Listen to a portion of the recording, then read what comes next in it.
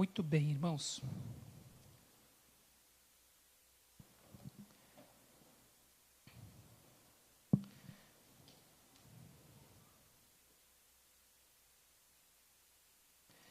Nós vamos começar um período de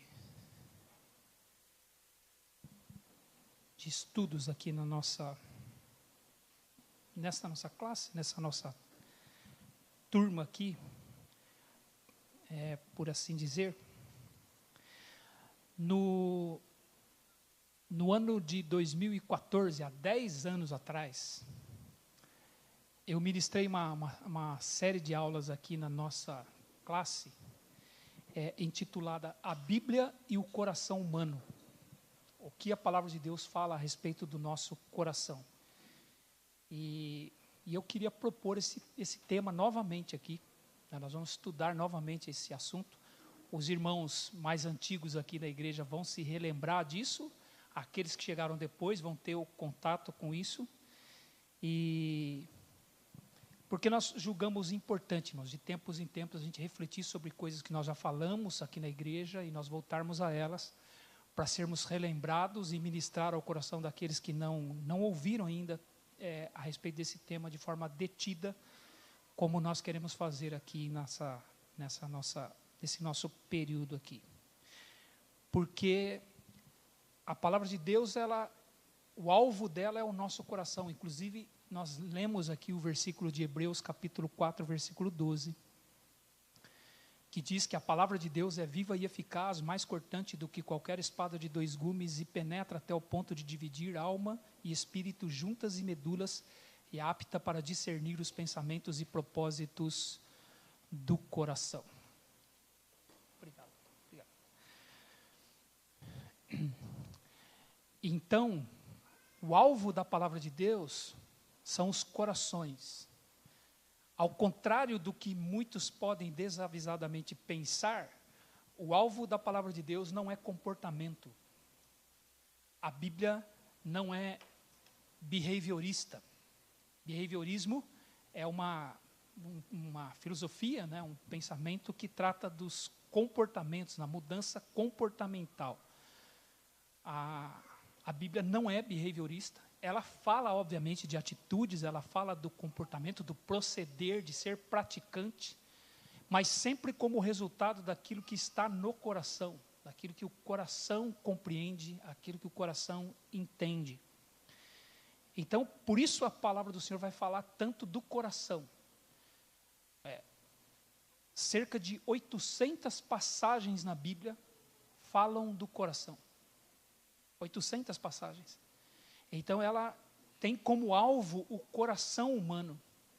E essa é a nossa necessidade, um entendimento a respeito do nosso coração, uma transformação de vida e que se reflete na nossa atitude a partir do nosso coração. Alguém disse que ser crente, um crente fiel ao Senhor, não é fazer coisas. Ser crente é ser alguém antes de fazer coisas.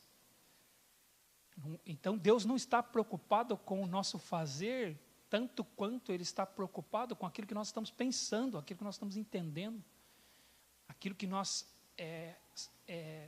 reconhecemos a respeito de nós mesmos. Quem somos nós? Qual é a nossa identidade? Qual é a nossa grande necessidade? Então, por isso, a Bíblia fala a respeito do coração humano. E na maioria das vezes, destas cerca de 800 passagens, para não dizer todas, irmãos, para não dizer todas as passagens, mas na sua grande maioria, quando ela cita o coração, ela está falando da parte imaterial do ser humano. Ela está falando daquilo que o ser humano sente, aquilo que o ser humano pensa, aquilo que o ser humano deseja. Então a Bíblia está falando da parte imaterial, ou seja, a parte espiritual do homem. Seja essa vida espiritual morta, caída, ou seja salva, redimida pelo poder do Evangelho, pela obra da cruz de Cristo. Então a palavra do Senhor trata nestes termos a nosso respeito. a respeito do nosso coração. E em poucas passagens a Bíblia vai citar o coração como esse órgão aqui que bate no nosso peito, né? E ainda assim, quando cita, mostra como resultado de algo que estava acontecendo na forma de pensar, na forma de entender. Por exemplo, no livro de 1 Samuel, capítulo 24, vai dizer que Davi, quando ele tocou na orla da vestimenta de Saul, ele sentiu bater-lhe o coração. E em 2 Samuel capítulo 24, Davi manda fazer o censo de Israel. E você conhece a história, né? Ele manda fazer o censo de Israel, o seu general do exército, Joabe, e ele fala, por que o rei quer fazer isso? Não é que o Senhor engrandeça o seu poder, engrandeça o seu exército, mas por que tem esse desejo o rei, meu senhor? Só que Davi não dá ouvidos àquilo. Davi, ele acha, não, eu quero saber. Davi, na verdade, estava tomado de orgulho e ele queria contar o número de homens do seu exército para ele poder ter em números o tamanho do seu poder. Ou seja, ele estava perdendo a confiança em Deus, perdendo a dependência do Senhor. Por isso é que Joabe fala para ele, olha, que o Senhor aumente o número do teu exército, o teu poder, mas por que tem prazer nisso o rei, meu senhor? Por que o rei quer isso? Mas Davi não foi demovido daquela ideia. Davi manteve aquele propósito e então começou-se o censo em Israel. E então Davi descobriu que ele tinha 1.300.000 homens no seu exército. 800.000 em Israel, 500.000 em Judá. E esse censo todo levou 9 meses e 21 dias para ficar pronto. Então Davi manteve aquela convicção no seu coração de que aquilo que ele havia feito estava certo, aquilo que ele havia decidido estava correto, não havia nenhum problema, não havia nenhuma implicação no relacionamento dele com Deus, até porque não tem nenhum versículo na Bíblia que diz, não contarás o número de homens do seu exército. Então não havia transgressão de nenhum versículo bíblico, que é o que nós geralmente pensamos. Tem algum versículo que proíbe isso? A Bíblia diz para não fazer isso em algum lugar. A gente quer algo escrito, porque nós temos em nós, irmãos, e nós temos que lutar contra isso, resquícios de farisaísmo. A gente é fariseu, a gente tem tendências farisaicas. Nós queremos lei, queremos que esteja escrito. E se não está escrito, então eu posso fazer. Se estiver escrito, eu não posso. E não é assim. A Bíblia trata o coração. E Davi, então achava que estava tudo certo, porque não tinha nenhum versículo bíblico que proibia ele de contar o número do exército dele. E quando 9 meses e 21 dias depois trouxeram o resultado, quando ele leu o resultado, a Bíblia diz, sentiu Davi bater-lhe o coração. Ele sentiu algo físico, ele sentiu algo no seu corpo, mas que refletia o estado espiritual do seu coração. Eu imagino que o coração dele disparou, ele teve uma espécie de taquicardia, de forma que ele podia sentir o coração bater sem pôr a mão no peito. E aí ele diz, eu pequei. Pequei contra o meu Deus. Deixei de confiar e depender dele. Fiz uma tolice. Cometi algo tolo. Esse é o coração humano, irmãos. Esse é o nosso coração. Às vezes você faz coisas, você diz, não estou transgredindo nenhum princípio bíblico, não tem nenhum versículo bíblico, isso aqui não tem problema, e você se enche de razão, você se enche de certeza, e no fundo você está dando um passo pecaminoso, longe do Senhor, e isso trará consequências. Por conta daquela decisão de Davi, cerca de 70.000 homens do seu exército foram mortos. E ele tem que falar com o Senhor, Senhor, eu é que pequei. Que fizeram estes homens? Atenta contra mim. E aí o Senhor manda o anjo parar aquilo que vinha acontecendo, porque o Senhor estava matando homens do exército de Davi. Por conta, irmãos, ele contar o número do exército.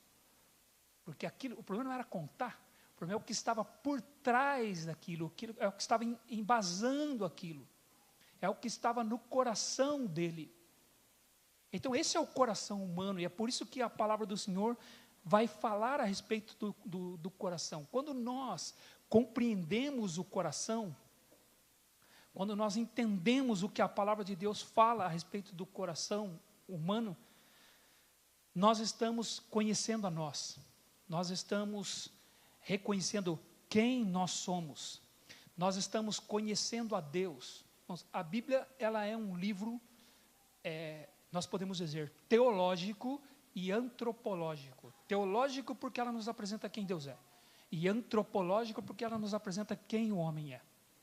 Então, quando nós conhecemos o coração humano a respeito da Bíblia, nós estamos conhecendo a nós mesmos, porque a Bíblia nos diz que ela é um espelho, que nós cantamos esse hino agora, a respeito da palavra de Deus, e esse hino nos lembra de alguns versículos, né?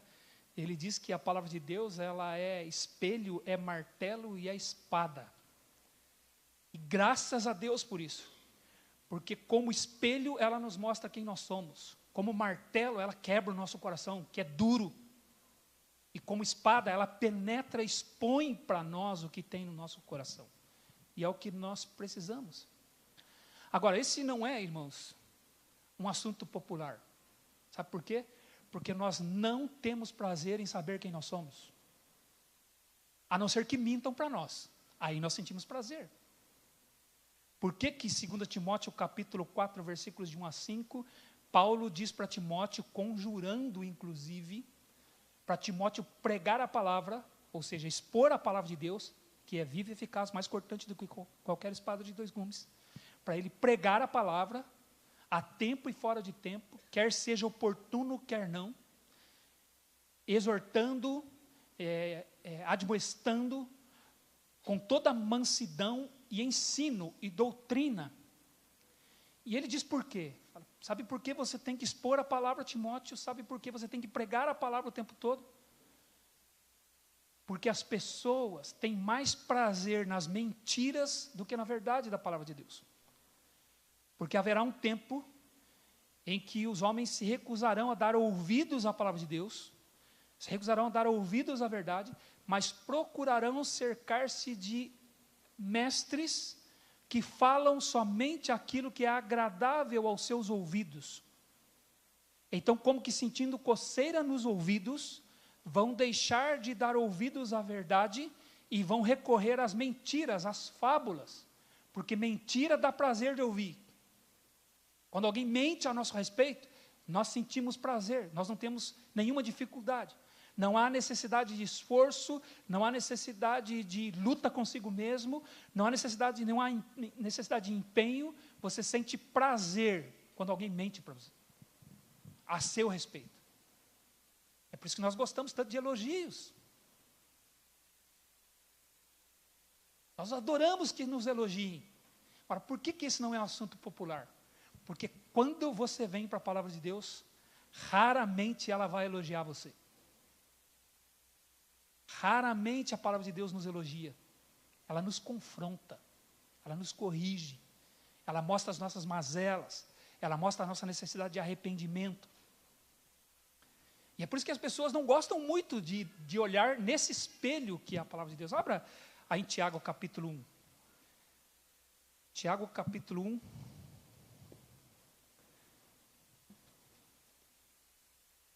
A partir do versículo 19, veja aí o que está escrito.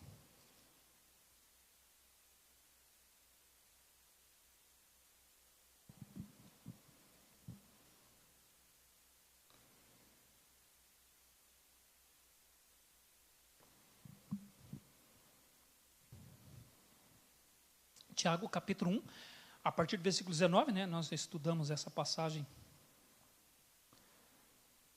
com o pastor Elias, e ela diz assim: sabeis estas coisas, meus amados irmãos, todo homem, pois, seja pronto para ouvir, tardio para falar, tardio para se irar.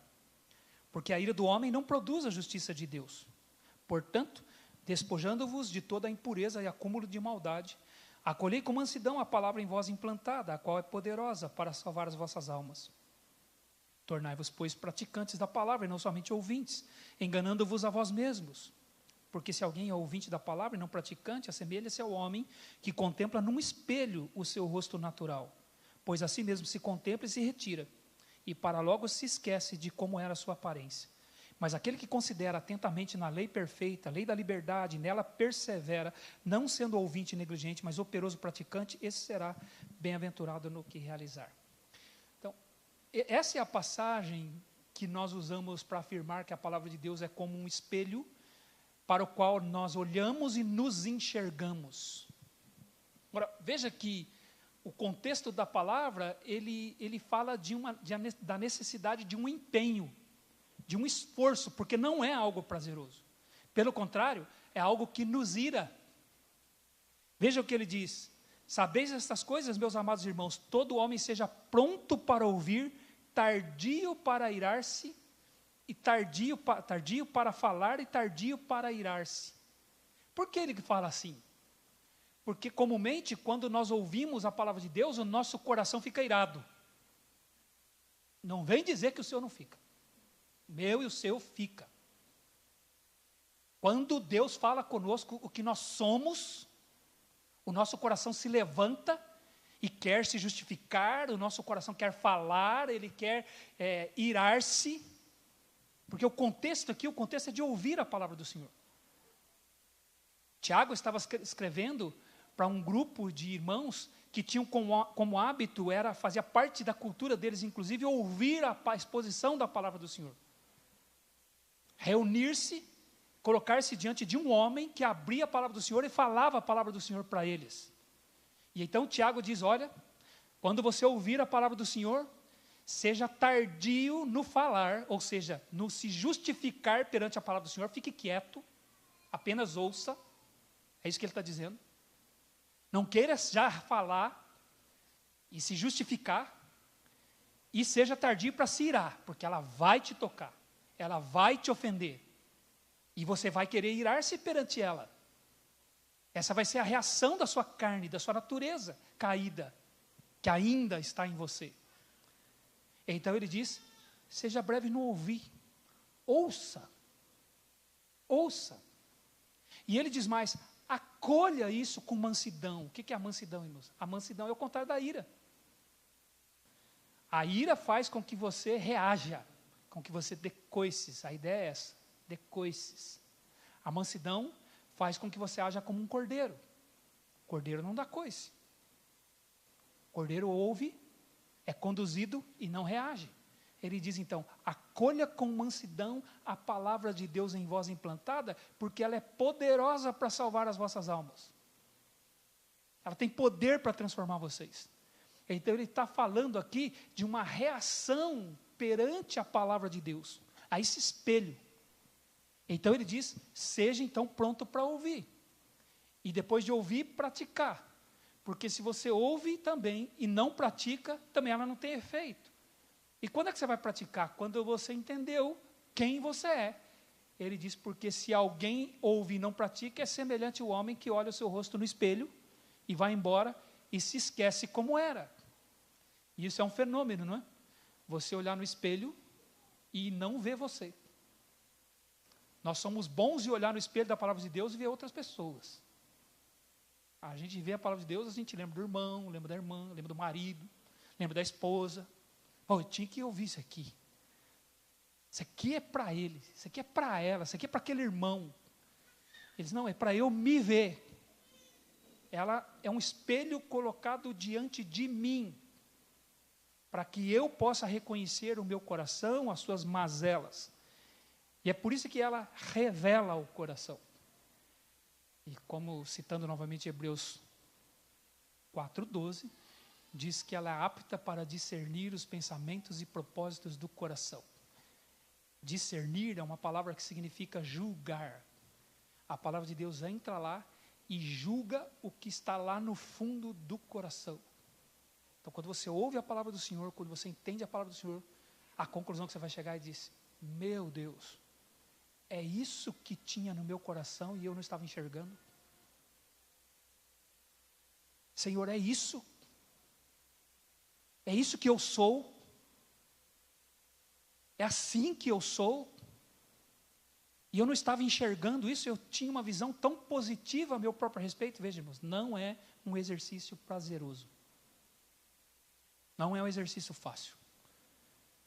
É assim que eu sou. A paisagem observada dos corações humanos, irmãos, não é uma paisagem bonita. Eu costumo comparar, ilustrar, que você nunca chega na casa de alguém e vê no porta-retrato, em cima do aparador, ou da estante, que seja, ou na parede, uma imagem de um ultrassom, de uma endoscopia. Você vê, nós não gostamos do que nós somos por dentro. Você nunca mostra, olha aqui meu ultrassom. Ninguém posta no Instagram. Não é? Ninguém põe nas redes sociais uma endoscopia. Porque você olha aquilo, é repugnante aquela imagem. Ora, deixa eu dizer, espiritualmente falando, o meu coração é pior que aquilo. Meu coração é pior que aquilo. Aquilo ilustra, é uma ilustração superficial do que é meu coração. Agora eu fico imaginando como Deus vê a paisagem, porque Deus vê os corações, Ele não é como o homem que vê o exterior, mas o Senhor vê o coração. É por isso que a Bíblia fala que quando o Senhor olha dos céus para a humanidade, nós vamos ver essas passagens posteriormente, Ele não viu nada de bom. Gênesis capítulo 6, versículo 5 vai dizer que Ele olhando viu somente maldade, a maldade do homem se multiplicava sobre a face da terra e era continuamente mal todo o propósito do coração do homem. Salmo 14 diz que o Senhor olhou do céu e não viu um justo sequer, não viu quem o buscasse, não viu quem o fizesse o bem. Porque o Senhor vê a nós como de fato nós somos. E nós, irmãos, por essa natureza caída que nós temos, nós vivemos cuidando do nosso exterior. Nós vivemos administrando quem nós somos por fora. Porque isso aqui é a sina da humanidade, irmãos. Nós queremos que as pessoas nos vejam bem. Então nós ficamos administrando a nossa imagem. Ficamos administrando a nossa reputação. Cuidando do que nós somos por fora. Mas diante de Deus nós estamos nus. Diante do Senhor nós estamos expostos. Por isso que Hebreus capítulo 4, o contexto, ele diz assim, quando ouvirdes a voz do Senhor, quando ouvir a palavra do Senhor, não endureçais o vosso coração como o povo de Israel fez no deserto. Ouviu a voz do Senhor, ouviu a palavra do Senhor, mas endureceu o coração, de forma que o Senhor matou toda aquela geração no deserto. Então, quando ouvir a voz do Senhor, não endureça o coração, sabe por quê? Porque a palavra do Senhor é viva e eficaz, mais cortante do que qualquer espada de 2 gumes, penetra ao ponto de dividir alma e espírito, juntas e medulas, e é apta para discernir os pensamentos e propósitos do coração. Se você endurece o coração perante a palavra do Senhor, a palavra do Senhor é mais dura que o seu coração. Ela entra no seu coração, não importa o quão duro ele esteja. Ela entra no meu coração e expõe o que tem lá dentro. Então é melhor eu não endurecer o coração. E aí no versículo seguinte, ele diz assim, e não há criatura, Hebreus capítulo 4, versículo 13, e não há criatura que não seja exposta perante aquele a quem devemos prestar contas. Sabe o que ele está dizendo? Se o Senhor fala conosco, nós vamos ter que falar alguma coisa para Ele. Quando diz assim, não há criatura que não seja exposta perante aquele a quem devemos prestar contas, ele está dizendo, o Senhor falou com você, expôs o teu coração, agora você tem que falar alguma coisa para Ele. Ali é um jogo de palavras que o autor faz. O Senhor falou e agora eu tenho que falar. Eu tenho que prestar contas. E eu vou ter que prestar contas a alguém que sonda meu coração, que não olha somente o que eu sou por fora. Ele sonda o meu coração. A ideia ali, irmãos, dizem os historiadores que a ideia de ser exposto, o verbo ali era usado para o ato do soldado quando ele prendia um criminoso, ele colocava o punhal debaixo do queixo do criminoso, de forma que o criminoso tentava esconder o rosto e não conseguia, ele tinha que ficar exposto. E ele era conduzido pelas ruas com um punhal debaixo do queixo, de forma que ele tinha que manter sua cabeça erguida. Já percebeu o que acontece com os criminosos quando eles são presos? O que eles fazem? Eles escondem o rosto, né? Se cobrem. E aí, Hebreus capítulo 4, versículo 13, diz que o Senhor não vai deixar isso acontecer. Nós somos expostos perante Ele, nós temos que falar algo diante dEle. Então, ainda que não seja um exercício agradável, prazeroso, nós precisamos ser expostos à palavra de Deus. Nós precisamos desse confronto com a palavra de Deus, porque ela trata com o nosso coração, ela mostra quem nós somos. E o nosso Deus é o único que pode fazer isso. É o único. É por isso que a palavra de Deus é suficiente para todas as necessidades humanas. É dela que nós precisamos. Nós precisamos dela, porque só Deus pode tratar o problema humano. Você vê o mundo aí tentando, recorrendo a recursos, subterfúgios, e vai para lá e vai para cá, sempre tentando lidar com o coração humano. Nós vamos ver um pouco disso hoje à noite, na mensagem da noite, como a sociedade é. Mas você vê o homem tentando resolver, quando o único que pode resolver é o Senhor. Único, e Ele faz isso por meio da sua palavra. Abre aí em 1 Reis, capítulo 8. Livro de 1 Reis, capítulo 8. Primeiro livro dos Reis, capítulo 8.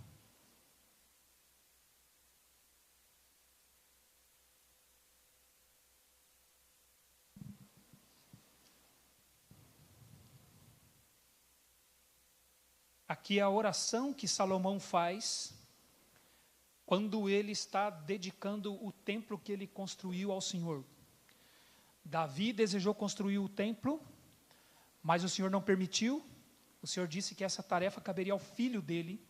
Então Salomão, quando assumiu o trono, ele construiu o templo, e ele então está dedicando o templo para Deus, para o culto ao Senhor, como uma casa de oração. Então veja o que está escrito no capítulo 8, a partir do versículo 37. Ele diz assim: quando houver fome na terra, ou peste, quando houver crestamento, ou ferrugem, gafanhotos e larvas, quando o seu inimigo o cercar em qualquer das suas cidades, ele está falando do povo de Deus, do povo de Israel.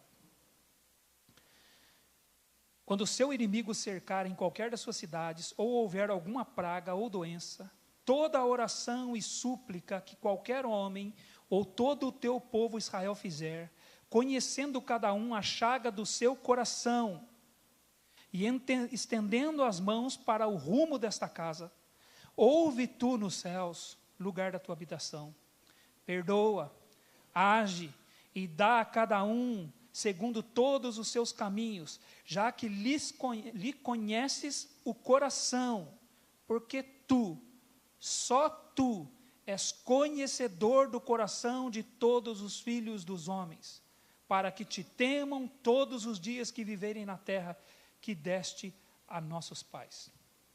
É o que Salomão está fazendo? Ele está dedicando o templo seria uma casa de oração, e quando o judeu estivesse longe daquela casa, ele oraria em direção àquela casa. Quando você lê o livro de Daniel, lá no capítulo 6, você vai ver que três vezes ao dia, Daniel, lá na Babilônia, ele se ajoelhava numa janela voltada para Jerusalém e orava voltado para essa casa, voltado para a cidade de Jerusalém. É o que Salomão fez aqui, a oração, quando ele dedicou aquela casa, quando ele dedicou aquele templo. Quando qualquer homem ou teu povo orar em direção a esta casa. Mas orar como? Como? Quando as coisas ruins estivessem acontecendo, doenças, chagas, pragas na plantação, ou o inimigo se levantando, o que o povo tinha que fazer? Você acha que eles tinham que já ir logo? Não, vamos primeiro desenvolver agrotóxicos, que tem praga na nossa plantação. Vamos tratar disso aí, vamos ver como nós podemos combater essa praga. Vamos fortalecer o nosso exército, porque o inimigo se levantou aí, está contra nós. O que Salomão diz aqui? A primeira coisa é ir para o Senhor. A primeira coisa é Ele. Ele diz aqui, quando o povo se levantar conhecendo a chaga do seu coração. Sabe o que é isso aqui? É ir para o Senhor sabendo, Senhor, eu reconheço que tudo isso aqui é por causa do meu coração. Eu reconheço a chaga do meu coração. Eu não sou vítima aqui. Eu não sou uma vítima aqui. Porque eu tenho o Senhor. É o Senhor que cuida do meu coração. É o Senhor que sonda o meu coração. Então eu estou indo diante do Senhor, reconhecendo a chaga do meu coração. Aí o que Salomão diz? Senhor, responda essa oração. E perdoa. Perdoa. A questão aqui é o pecado, irmãos. A questão que não é o inimigo, a questão que não é a doença, a questão que não é a chaga. Bom, não estou afirmando aqui, irmãos, que toda doença é porque tem pecado no coração, todo inimigo se levanta porque tem pecado no coração. Existem provações, a Bíblia diz. Mas é sempre um bom exercício eu olhar primeiro para mim. É sempre um bom exercício eu olhar para o meu coração. Olhar a minha vida diante desse espelho da palavra do Senhor e dizer, Senhor, o que o Senhor quer tratar comigo? O que há no meu coração? Me ajude a enxergar o meu coração. Porque nós, como eu disse, somos cheios de autojustiça. Nós somos fáceis de nos justificarmos, de justificar a nós mesmos. Então ele diz, Senhor, perdoa. Porque o Senhor conhece o coração e o Senhor saberá quando esta oração for feita diante do Senhor com o coração quebrantado e contrito, um coração que conhece a sua chaga. O problema, irmãos, não era a chaga nas plantações, era a chaga no coração. Então ele diz, quando forem orar assim diante do Senhor, que o Senhor ouça, e o Senhor perdoe, e o Senhor restaure, e o Senhor cuide. Esse é o exercício maduro, o exercício espiritual. Então o propósito de Deus é sempre atingir o coração. É sempre tocar o coração, porque como Salomão diz aqui, porque só tu és conhecedor de todos os corações, de todos os filhos dos homens, do coração de todos os filhos dos homens. Irmãos, ninguém conhece o coração humano, só Deus. Provérbios capítulo 20, versículo 5 vai dizer, como águas profundas, assim é o coração de um homem. E somente o homem que tem a sabedoria vinda de Deus, que a Bíblia chama de homem de inteligência, consegue conhecer o coração humano. É por isso que nós precisamos que Deus cuide de nós, usando uns aos outros nas nossas vidas, para que o nosso coração seja exposto, para que nós possamos nos arrepender, caso haja alguma coisa que requer o arrependimento. E Davi, irmãos, como é que Davi é chamado? Davi é conhecido pelo quê? O homem segundo o coração de Deus. E é interessante quando você lê a vida de Davi. Davi, irmãos, Davi tropeçava o tempo todo. Davi errava o tempo todo. Davi errou como pai, ele errou como rei, ele errou como marido, ele errou como servo de Deus. Mas Deus diz que ele era um homem segundo o seu coração. Em Atos capítulo 13, versículo 22, se não me falha a memória. Ele era um homem segundo o coração. E o que é um homem segundo o coração de Deus?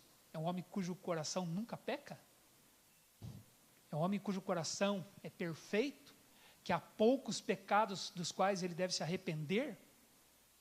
Não. Muito pelo contrário, Davi reconhecia a multidão dos seus pecados. O homem segundo o coração de Deus é um homem humilde, cujo coração é quebrantado e que conhece e reconhece as suas necessidades. Então Davi, quando ele escreve o Salmo 51, ele quer ser limpo. Ele diz, lava-me, ó Deus, purifica-me. Lava-me com hisopo e eu ficarei completamente limpo. Eu ficarei mais alvo do que a neve. Então ele está reconhecendo a sujeira que tem no coração dele. Esse é o homem segundo o coração de Deus. Ele não se justifica. Aliás, quando você lê o contraste, né, eu penso que esse é o propósito do livro de 1 Samuel, 2 Samuel. Estes dois livros fazem uma espécie de contraste entre Saul, o rei, segundo o coração do povo, e Davi, o rei, segundo o coração de Deus. Saul vivia se justificando. Saul, quando era exposto à palavra de Deus, quando era confrontado com a palavra de Deus, ele sempre tinha uma justificativa, ele sempre tinha uma desculpa. Davi, quando era exposto à palavra de Deus, se quebrantava, se humilhava, chorava, lamentava. E é por isso que ele era o homem segundo o coração de Deus. E quando ele escreve o Salmo 51, ele está arrependido, então ele diz: Senhor, lava-me, limpa-me. E que tipo de limpeza ele quer? No comportamento dele? Não. Ele diz: cria em mim, ó Deus, um coração puro. E renova dentro em mim um espírito inabalável. Senhor, faz uma limpeza profunda em mim, a partir do meu coração. Ele não queria sair fazendo coisas. Ele queria ser limpo. Limpo no seu coração. Um coração transformado. Então ele pede ao Senhor. No Salmo 86, versículo 11, ele diz: Senhor, ensina-me os teus caminhos. E renova em mim, Senhor, o meu coração. Ele diz assim: dispõe-me o coração para só temer o teu nome. Eu quero ter um coração sem o espírito dúbio, sem ânimo dobre. Eu não quero ter o coração dividido, servindo a dois senhores, servindo a mim mesmo e servindo ao Senhor. Eu quero ter um coração que sirva somente o Senhor. Então ele pede a Deus: Senhor, dispõe-me o coração para só temer o teu nome. Eu quero temer só o Senhor. Então ele reconhecia o seu coração. Então quando nós encontramos a palavra de Deus, quando nós encontramos a Deus, nós encontramos também a nós mesmos. E aí, irmãos, você vai se lembra de Isaías, quando ele foi ao templo e viu o Senhor? Ele viu o Senhor assentado num alto e sublime trono, e ele viu que as orlas das suas vestes enchiam o templo, e que quando ele falava, tudo tremia, que era como um terremoto, e serafins estavam sobre ele, né? Cada um desses serafins tinham 6 asas, com 2 eles cobriam os pés, dando-nos a entender que aquele lugar era lugar santo, e eles estavam no lugar santo, então cobriam seus pés. Com 2 eles cobriam o rosto, porque eles não podiam olhar para a santidade de Deus e continuar existindo. E com 2 eles voavam, que nos davam a ideia de prontidão para obedecer ao Senhor. E diziam: Santo, Santo, Santo é o Senhor dos exércitos, toda a terra está cheia da sua glória. E quando Isaías contemplou isso, ele imediatamente disse: ai de mim. Ele se autocondenou. Ai de mim, porque sou um homem de impuros lábios. Sabe o que ele reconheceu? Que ele tinha um problema no coração. Porque a boca fala do que está cheio. Se o lábio é impuro, significa que a fonte do lábio é impura. E qual é a fonte do lábio? O coração. Ele disse: ai de mim, porque sou um homem de impuros lábios, e habito no meio de um povo de impuros lábios. Primeiro ele viu o seu pecado, depois ele viu o pecado do seu povo. Que é o que Jesus disse. Primeiro ele tirou o cisco, a trave que estava no seu olho, para depois tirar o cisco que estava no olho do seu povo. Ele enxergou primeiro a si mesmo. Então o encontro com Deus fez ele enxergar quem ele é. Essa é a nossa necessidade. É entender o que a palavra de Deus fala a respeito do nosso coração e saber quem nós somos, para que nós não fiquemos cheios de razão. Porque nós entendamos: não, eu pequei. Eu pequei. E isso faz com que o nosso coração seja como o coração de Davi, o homem que é segundo o coração de Deus. E você vê como foi o final da vida de Davi? Apesar dele não ter uma vida perfeita, como nós sabemos, como foi o final da vida de Davi?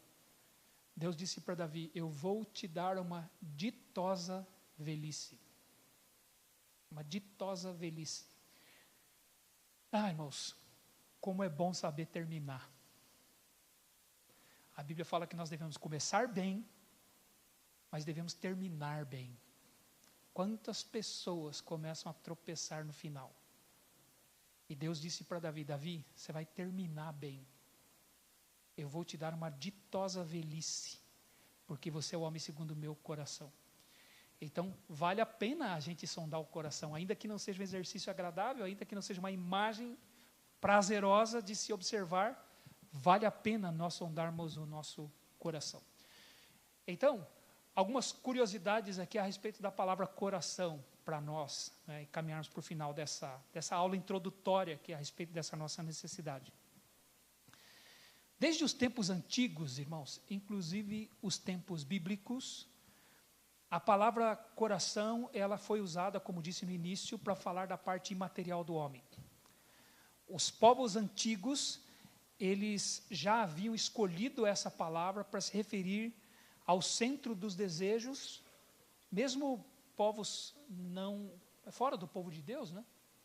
Os povos extra-bíblicos da antiguidade, eles usavam essa palavra para se referir aos desejos do coração, às emoções, aos pensamentos do ser humano. E a nossa palavra coração, a palavra que nós usamos tanto para o órgão, não é? Que nós temos, o órgão físico, essa bomba que nós temos que bombeia sangue para o nosso corpo, né?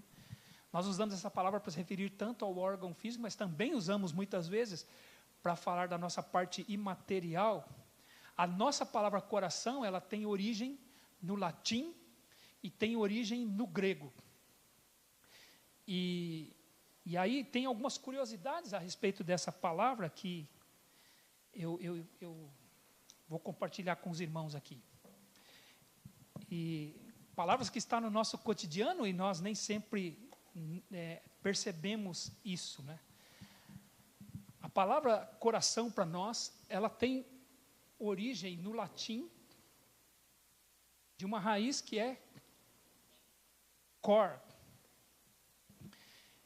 Então, quando você usa algumas palavras, dentro dessa palavra tem a palavra coração, mas nós nem sempre nos damos conta disso. Mas por quê? Porque na sua origem, no desenvolvimento dessa palavra, trazia a ideia daquilo que é a parte imaterial do homem, aquilo que é o nosso pensar, é o nosso sentir, é a nossa emoção, é o nosso entendimento. Então, veja só, né, a palavra cor, ela vem do latim e significa coração. Agora, quando nós usamos a palavra concordar, isso tem a ver com o coração. Concordar. Com significa junto. E cordar vem de cor, que significa coração. Então, quando você entra em acordo com alguém, você e essa pessoa colocaram o coração no mesmo lugar. Vocês juntaram o coração. Vocês juntaram o entendimento. Vocês chegaram a um denominador comum. Aí, e por isso que a Bíblia vai dizer, andarão dois juntos se não houver entre eles acordo, concordância. Então, a palavra do nosso cotidiano, né, concordar, significa ter o coração em conjunto com alguém. Juntar o pensamento, unir o pensamento, ter a mesma disposição. E, obviamente, a palavra discordar também refere-se ao coração, só que aqui significa separar o coração. Dis significa separar, afastar, cordar, coração. Então, quando duas pessoas discordam, significa que o pensamento delas não está no mesmo lugar. O coração delas não está no mesmo lugar. Então, discordar significa separar os corações. E aí tem mais palavra, que tem como raiz o coração. Recordar. Re significa trazer de volta. E cordar, coração. Então, recordar significa trazer de volta para o coração, trazer de volta para a memória, trazer de volta para o pensamento, trazer de volta para o entendimento. E quando a gente sabe de cor, significa que nós sabemos de coração. Quando você gosta de alguma coisa, você decora. Veja, você põe no coração. Aquilo fica na sua memória, porque você ama aquilo, você gosta daquilo. Você decora a letra da música que você gosta. Daqui a pouco você está cantando a letra inteirinha. Eu lembro, né, na minha juventude, tinha aquela música longa da Legião Urbana, né, Faroeste Caboclo. Tinha amigo meu que sabia a letra inteirinha de cor. Ele não sabia nada da prova que ele tinha que decorar, ele tirava 0. Mas o Faroeste Caboclo ele sabia de cor. Não tinha medo do tal João do Santo Cristo. Só sei esse versículo desse texto. Mas ele sabia, porque ele ama. O coração dele estava naquilo, aquilo cujo seu coração está, você automaticamente põe na sua memória e você nem percebe que pôs. Por quê? Porque o coração está naquilo. Então, saber de cor significa saber de coração. E quem não é covarde é... Olha a palavra coração aí de novo.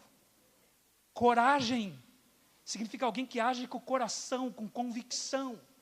Ele não tem dúvidas. Então os romanos, eles entendiam que um homem corajoso, um soldado corajoso, é um homem que colocava o seu coração na batalha. Ele tinha convicção, ele não tinha medo. Então ele ia à frente, porque ele tinha o coração naquilo que ele foi designado para fazer. Então veja como a palavra coração está presente no nosso cotidiano, falando da nossa parte imaterial, não do órgão físico. Mas aí a gente tem também a origem da palavra no grego, né? No grego, nós temos a palavra cardia. É por isso que quando alguém está sentindo alguma coisa no coração, ele vai no cardiologista. Porque é aquele que estuda o coração, é aquele que trata dos problemas do coração. Quando alguém é cardíaco, a palavra cardíaco significa o agir do coração, o movimento do coração, ou mesmo a deficiência do coração. Palavra também que está no nosso cotidiano e vem, não é, do grego, palavras que vêm do latim, formaram o nosso vocabulário e estão aí presentes e a gente nem sempre se dá conta destas coisas. Agora, ambas essas palavras, tanto no latim quanto no grego, elas têm origem numa língua mais antiga, vou colocar aqui, que é o sânscrito. O sânscrito é uma língua antiga, que estava no Nepal e na Índia, que deu origem às línguas europeias. Então, as línguas europeias antigas, elas tinham uma palavra, né, o sânscrito, ela tinha uma palavra para falar do coração, que é a palavra kurdi. E aqui é uma palavra interessante, porque kurdi significa saltar. E por que eles chamaram esse órgão aqui que bate no nosso peito de kurdi? Porque eles falam, isso aqui salta, está o tempo todo saltando, é saltitante. Então eles chamaram de kurdi. Kurdi deu origem a cor, deu origem a cardia, e que deu origem à nossa palavra coração na língua portuguesa. Então o coração é o órgão do corpo humano que tem este movimento involuntário que saltita e bate, e por isso foi chamado, então, desta forma. E deu origem, então, à palavra que foi usada, então, comumente, desde os idiomas antigos, ela foi usada para se referir à parte imaterial humana. Quando você vem para a Bíblia, você vai ver que a Bíblia usa 2 termos, mas o mais comum deles é o coração. Mas a Bíblia usa também entranhas. Quando em Mateus capítulo 9, versículo 35, diz que Jesus, olhando as multidões, compadeceu-se delas porque estavam desgarradas como ovelhas que não têm pastor. Quando diz compadeceu-se, significa que Jesus sentiu algo nas suas entranhas. Ali não é coração, ali fala das entranhas, porque havia também esse entendimento de que as entranhas, elas também se referiam, né, às expressões de sentimentos, de pensamentos, de desejos e emoções. Isso também não é difícil de entender, porque alguns de nós sentem isso quando tem alguma situação, alguma ocasião que vai ser importante, talvez uma entrevista, talvez uma formatura, talvez uma prova, algum evento importante, alguns de nós, no momento que antecede aquilo, as nossas entranhas reagem. Não é verdade? A pessoa tem o intestino solta, alguns têm vômito, alguns perdem o apetite, não é? Alguns de vocês estão rindo, porque sentem isso, porque algumas pessoas reagem assim.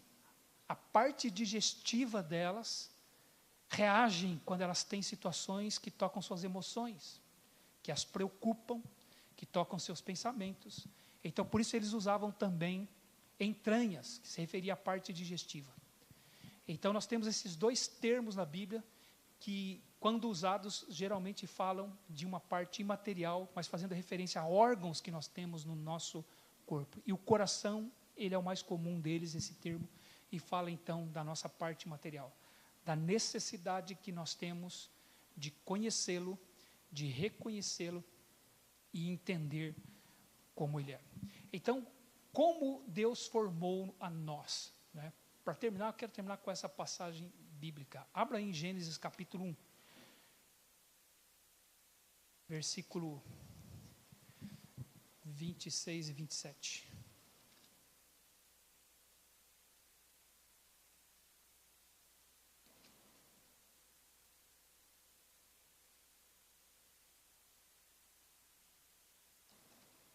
Gênesis capítulo 1, versículo 26 e 27, ele diz assim: também disse Deus, façamos o homem à nossa imagem, conforme a nossa semelhança. Tenha ele domínio sobre os peixes do mar, sobre as aves dos céus, sobre os animais domésticos, sobre toda a terra e sobre todos os répteis que rastejam pela terra. Criou Deus, pois, o homem, à sua imagem, a imagem de Deus o criou, homem e mulher os criou. Aí vamos ler também o versículo 31. Viu Deus tudo quanto fizera, e eis que era muito bom. Houve tarde e manhã o sexto dia. Muito bem, irmãos. Então nós temos aqui a criação do homem. Deus diz que ele ia criar o homem à sua imagem, à sua semelhança. Então, ainda que a passagem, nós passamos por isso aqui nas mensagens de domingo à noite, né? A passagem, ela é rápida, né? Ela fala, nós não temos muito a respeito do homem antes do pecado, mas temos o suficiente para saber como ele era, a sua origem. Deus criou o homem com um coração puro. E como nós identificamos isso? Porque Deus o criou à sua imagem, à sua semelhança. Como é Deus? Deus é santo, Deus é puro, Ele é justo, e Ele compartilhou essa pureza com o homem, compartilhou essa pureza com o primeiro casal. Então eles herdaram de Deus a imagem e semelhança, então eles eram santos. E Deus, que nós lemos, é o único que conhece os corações, é o único que é capaz de sondar os corações, olhou para tudo que ele havia feito, e eis que tudo era muito bom. Então ele olhou para o coração deles e disse, isso é muito bom. Então se o coração deles era muito bom, significa o quê? Que era um coração puro, um coração inocente, um coração sem pecado, um coração perfeito, completo, que reunia todas as condições para poder adorar a Deus e obter a vida, né, em abundância, que Jesus falou, que provinha desta relação com o Deus da vida. E Deus deu esse coração para o homem. Então o coração antes do pecado é um coração puro, porque não havia nenhuma maldade, nada de ruim, nenhum pecado naquele coração, nada que pudesse contaminar. É por isso que o homem, ele naquela pureza de coração, isso envolve o entendimento, isso envolve o intelecto. E aí é interessante porque no capítulo 2, quando Deus vai contar como ele fez o homem e a mulher, ele formou o homem do pó da terra, vai nos dizer o capítulo 2, versículo 7, e no versículo 18 vai dizer que ele olhou para o homem e viu que não era bom o homem estar só. E ele faria então uma auxiliadora idônea para ele. Então ele conta como é que ele fez o homem e como ele fez a mulher. E aí, ao fazer, e tudo isso no sexto dia da criação, e num período de tempo de 24 horas, ele fez o homem do pó da terra, soprou-lhe nas narinas, o homem se tornou uma alma vivente, deu todo aquele jardim para o homem como alimento para ele, e depois olhou para ele e viu que não era bom ele estar só, fez a mulher para ele. Mas como Deus fez a mulher para o homem? Antes de fazer a mulher, ele trouxe os animais para o homem dar nome aos animais. E ele deu nome a todos os animais, irmãos, em menos de 24 horas. Alguém disse que são pelo menos 3.600 espécies de animais. E ele deu nome para tudo, em menos de 24 horas. E depois o Senhor o fez dormir, tirou do seu lado, fez a mulher, trouxe para ele contemplou a mulher, se satisfez ao contemplar a mulher, e terminou o sexto dia, aquelas 24 horas. Então, naquele período de tempo, olha quanta coisa aconteceu. Deus fez o homem, Deus deu a ordem para o homem, Deus trouxe os animais para o homem nomear, fez o homem dormir, fez a mulher e promoveu o primeiro casamento. Tudo num dia só. Então, em menos de 24 horas, ele deu nome a todas as espécies de animais. E alguns riem disso, né? Falam, poxa, como é que ele ia conseguir? Como é que ele ia conseguir? Irmãos, o coração era puro. A mente estava no auge da sua capacidade. O pecado rouba-nos a inteligência. É por isso que a Bíblia chama o coração de um coração tolo. Tolo significa falto de inteligência, falto de compreensão, falto de entendimento. O pecado rouba-nos a capacidade de pensar, a capacidade de raciocinar. Adão estava no auge da sua capacidade intelectual. Dar nome aos animais, vou usar uma expressão bem popular e antiga, foi fichinha. Fichinha para ele. E como é que pode? Ele estava no auge da sua capacidade, porque o seu coração era puro, perfeito. Então ele foi capaz de dar nome a todos os animais, foi capaz de amar a sua esposa com um coração puro. Por isso que ao recebê-la, ele disse, esta afinal é osso dos meus ossos, carne da minha carne, e chamar-se-á varoa, porquanto do varão foi tomada. Reconhecendo-a, dando-lhe respeito e dizendo, ela é minha, e eu vou me unir a ela, eu vou amá-la e cuidar dela, porque ele tinha um coração puro. E é por isso que Deus disse, deixará o homem seu pai e sua mãe, se unirá a sua mulher, tornarão-se os dois uma só carne.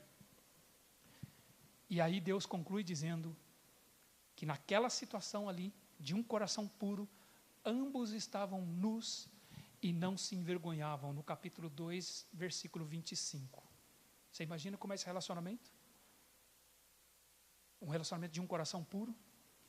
Eles estavam nus e não se envergonhavam. Não havia nenhum pensamento maldoso, nenhum pensamento constrangedor, nenhum pensamento egoísta, nenhum pecado. Pureza total. Ao ponto deles poderem ficar nus, que só a expressão já nos causa constrangimento. Só ler um versículo desse muitas vezes envergonha algumas pessoas, porque o nosso coração, a nossa mente é impura. Nosso coração é impuro. Mas para a Bíblia não tem problema nenhum, a Bíblia simplesmente diz, ambos estavam nus e não tinham qualquer barreira entre eles. Nada interposto entre eles que pudesse causar-lhes constrangimento, porque o coração era puro, puro. Foi assim que Deus criou o homem, com um coração perfeito. Mas, tem o capítulo 3 que nós vimos, que começa inclusive com uma conjunção adversativa. Mas, a serpente mais sagaz que todos os animais que o Senhor Deus havia criado, disse à mulher. Ela tentou, ela veio, um novo comunicador, e então aquele coração vai cair, vai sair desse estado de pureza. E o quanto vai sair? Qual o tamanho dessa queda? Qual o tamanho dessa transformação negativa? O quanto isso vai ser? É o que nós vamos ver a partir de domingo que vem, se o Senhor nos permitir. Tá bom? Não desanime. É a respeito de nós mesmos. Não é agradável, mas necessário para o nosso relacionamento saudável com o nosso Deus. Amém? Vamos orar? Vamos. Nosso Deus e nosso Pai, Nós queremos te agradecer, Senhor, por esse novo período que nós estamos iniciando aqui nesta classe. Quando vamos nos voltar para a Tua palavra, Senhor, pensando a respeito do nosso coração, nós queremos te agradecer, ó Pai, por saber, Senhor, através da revelação do Senhor na Tua palavra, de que a nossa maior necessidade é lidar com o nosso coração. E também, Senhor, queremos te agradecer pela revelação da Tua palavra, por saber que nós somos impotentes por nós mesmos, para que sozinhos nós lidemos com o nosso coração. Nós queremos te agradecer por saber disso, Senhor, que a nossa maior necessidade é o coração, e a nossa maior impotência, Senhor, é lidar com o coração. Então nós queremos te agradecer também pela revelação da Tua palavra, por saber que só o Senhor pode lidar com o coração. Só o Senhor, como disse Salomão, é o único que conhece o coração de todos os homens. E nós te agradecemos pela Tua palavra, Senhor, que revela o nosso coração, que sonda-nos, Pai, que penetra ao ponto de dividir-nos, Senhor, em alma, espírito, juntas e medulas, e discerne, julga aquilo que está lá no fundo do nosso coração.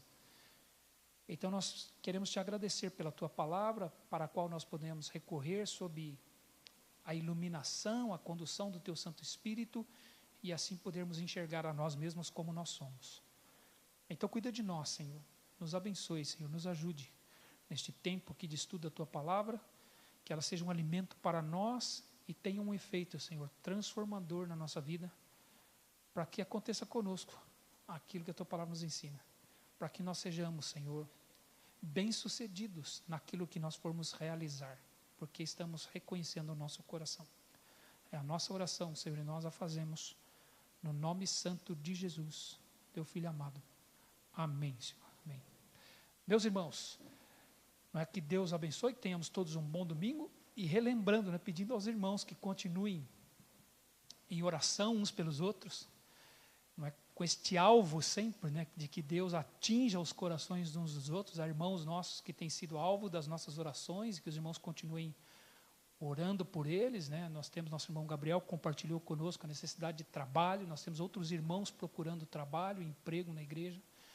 Nós temos a nossa irmã Cristina, né, que está lá em Teresina, e cuidando do seu marido, né, o Leildo lá, que sofreu o acidente. Então imagina o impacto que isso tem na vida dos nossos irmãos, e nós devemos ser sensíveis uns aos outros e lembrarmos sempre, né, de orarmos uns pelos outros, e outros irmãos que estão necessitados. Então nos lembremos sempre com isso, Senhor, que os corações sejam atingidos conforme o Teu querer, para o bem desses nossos irmãos, para a glória do Senhor. Tá bom? Lembre-se de orar uns pelos outros. Até logo mais à noite, se o Senhor nos permitir. Bom domingo a todos.